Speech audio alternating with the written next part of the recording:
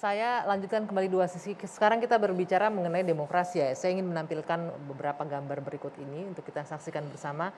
Yang pertama ini mengenai 2 tahun Jokowi Ma'ruf. Kontras nilai kebebasan demokrasi semakin dibungkam. Kemudian 2 tahun Jokowi Ma'ruf soroti soal kritik pejabat dibalas somasi. Nah, kebetulan ini ada pelakunya di sini nih. Nah, ini adalah gambaran kondisi demokrasi di tanah air belakangan ini. Bagaimana kebebasan berpendapat ini juga menjadi catatan di sini. Saya mau ke Bung Noel yang baru datang di sini, yang ikutin dari tadi ya. Bung Noel, catatannya mengenai demokrasi menurun. Kebebasan berpendapat, orang-orang sekarang bisa dibilang takut untuk menyuarakan pendapatnya.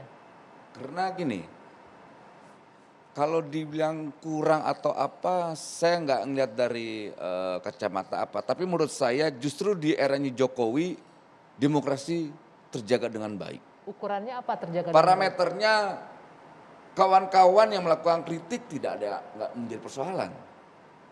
Yang persoalan ketika mereka menyampaikan Kawan-kawan yang hoak. melakukan kritik tidak persoalan. Mungkin kalau lawan-lawan yang melakukan kritik. Mana lawan-lawannya? Makanya saya sering tanya sama kawan-kawan saya oposisi ini, yang mana yang ditangkapin karena kritik, gitu loh. Tapi kalau mereka karena menyebarkan hoak, kemudian mengancam dan sebagainya, ya iya dong harus ditangkap dong.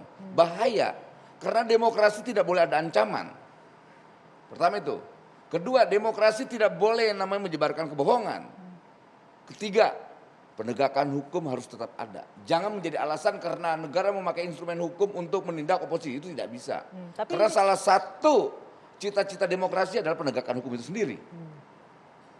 Jadi saya rasa apa yang dilakukan Presiden Jokowi sudah pada sebentar, ini menarik nih. Sebagai orang yang mengalami langsung ketika berpendapat, bersuara, malah didapatkan adalah surat cinta, somasi. Tapi begini, ya. Nggak ada tuh katanya. Apa namanya premis-premisnya Bung Noel ini sebenarnya yang memang standar. Zaman SBY juga dulu begitu.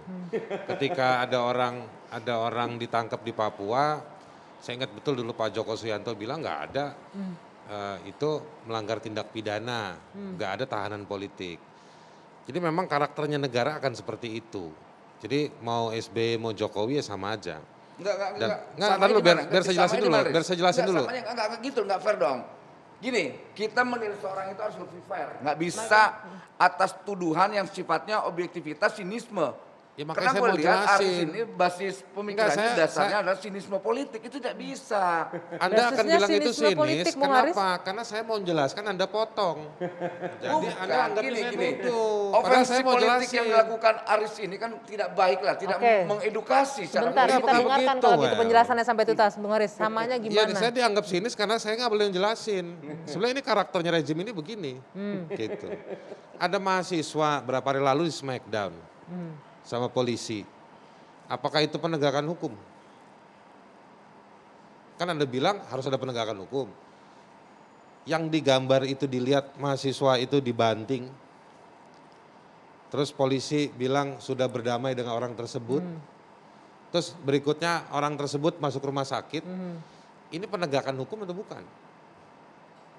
Lalu masalahnya di mana terhadap rezim ini? Dulu sebentar. Gini jangan juga buat narasi dong bos. Gini, orang yang melakukan itu, anggota itu sudah ditindak oleh institusinya. Pertama itu. Kedua, persoalan juga yang disumut ketika ada seorang pedagang pasar dipukulin, dia dan jadi tersangka. Besoknya Kapolri memerintahkan Kapolsek dan semua kanit-kanitnya dipecat.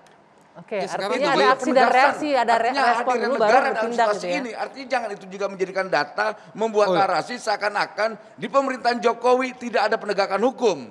Jangan ngawur, bos. Bergantian sebentar. Satu, bahwa ada penegakan hukum, iya.